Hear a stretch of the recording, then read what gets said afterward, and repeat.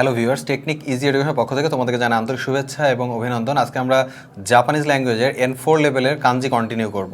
তো প্রথমেই আমরা 211 নম্বরে যে কাঞ্জিটা শিখব, খুবই গুরুত্বপূর্ণ একটা কাঞ্জি, খুবই ছোট একটা কাঞ্জি। এটা তোমরা দেখলেই বুঝতে পারবা যে কাঞ্জিটা কিসের। এটা হচ্ছে ইরোর কাঞ্জি। ইরো। তো ইরো মানে কি? ইরো মানে হচ্ছে রং, অর্থাৎ কালার। এরপরে আমরা 212 নম্বরে চলে যাব।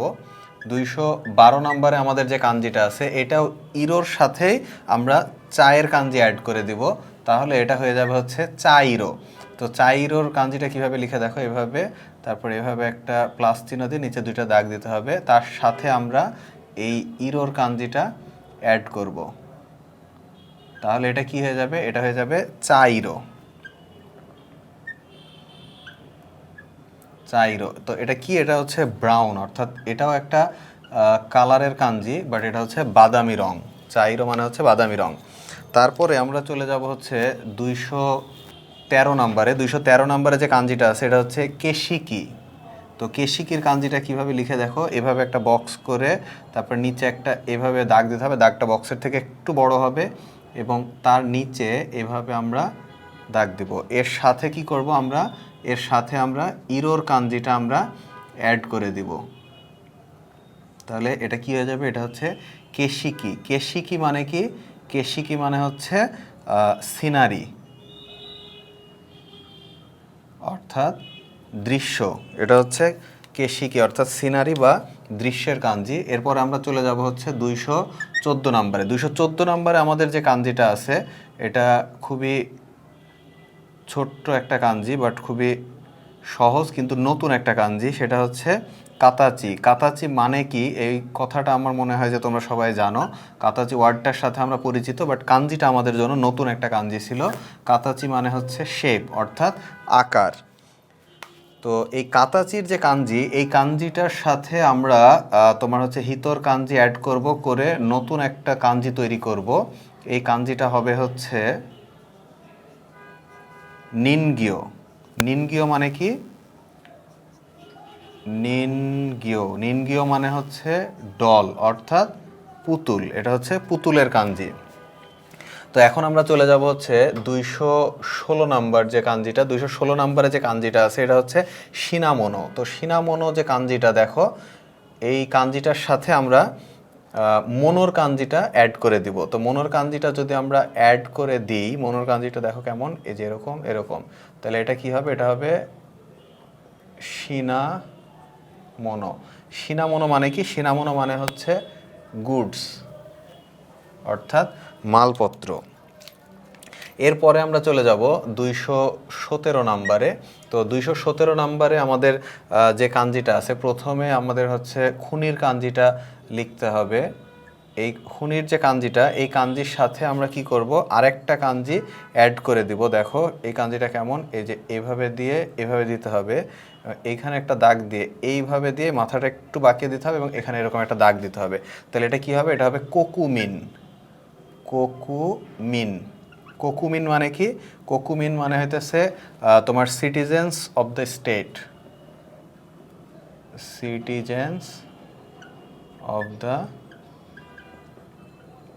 স্টেট। তো এটা ছিল হচ্ছে আমাদের কোকুমিনের কাঞ্জি।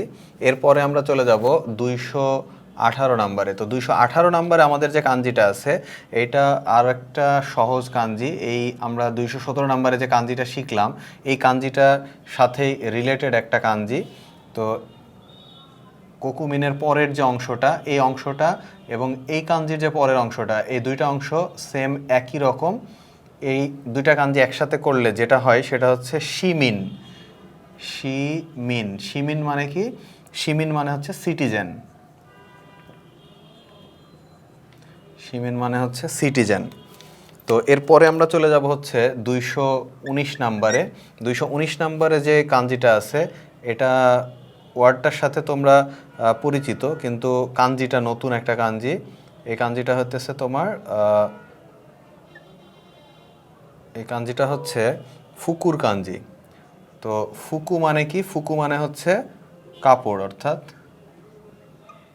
ক্লোথ। কাপড়ের কাঞ্জি। এখন এই কাপড়ের যে কাঞ্জিটা আছে, এই কাপড়ের কাঞ্জির সাথে যদি আমরা তোমার এই কাঞ্জিটা অ্যাড করে দিই, তাহলে এটা হয়ে যাবে ইয়োফুকু।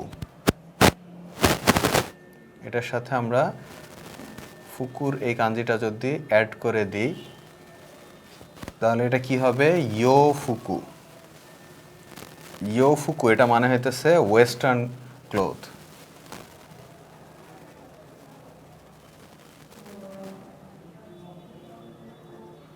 ওয়েস্টার্ন ক্লথ মানে হচ্ছে পশ্চিমা কাপড় চোপড়। তো এখানে আমরা আজকের পর্বের যে 211 থেকে 220 পর্যন্ত যে কাঞ্জি, এগুলো আমরা শিখে ফেললাম। তো এর মধ্যে প্রায় প্রতিটা কাঞ্জি খুব বেশি ইম্পর্টেন্ট। তো এর মধ্যে ইরোর যে কাঞ্জি আছে, এই কাঞ্জিগুলো বেশি ইম্পর্টেন্ট। শিনামোনো এটা আরেকটা ইম্পর্টেন্ট কাঞ্জি। তো এর মধ্যে তোমরা যে বানানগুলো ভালো করে পড়বা সেটা হচ্ছে যে চাইরো বানানটা ভালো করে পড়বা, নিনগিও এই বানানটা ভালো করে পড়বা। তারপরে তোমার হচ্ছে এই যে কোকুমিন বানানটা সহজ হলেও ইম্পর্টেন্ট, শিনামোনো এটা সহজ বানান কিন্তু ইম্পর্টেন্ট বানান। তারপরে তোমার হচ্ছে এখানে মোটামুটি আর বাকি যেগুলো আছে এগুলো সহজ সহজ বানান আছে। তো আশা করি তোমরা 220 পর্যন্ত যে কাঞ্জিগুলো পড়ানো হয়েছে এই কাঞ্জিগুলো তোমরা বাসায় খুব ভালো মতো প্র্যাকটিস করতেছো। আমরা এভাবে আরও বেশ কিছু পর্ব তোমাদের আপলোড করব। বাট আমাদের যে কাঞ্জিগুলো দেয়া হবে এই কাঞ্জিগুলো যদি ভালো মতো পড়ো, আমার মনে হয় যে তোমরা N4 লেভেলে প্রত্যেকটা কাঞ্জি তোমরা পরীক্ষায় কমন পেয়ে যাবা। সো আগামী পর্ব দেখার আমন্ত্রণ জানিয়ে আজকের পর্ব এখানে শেষ করছি। ধন্যবাদ সবাইকে।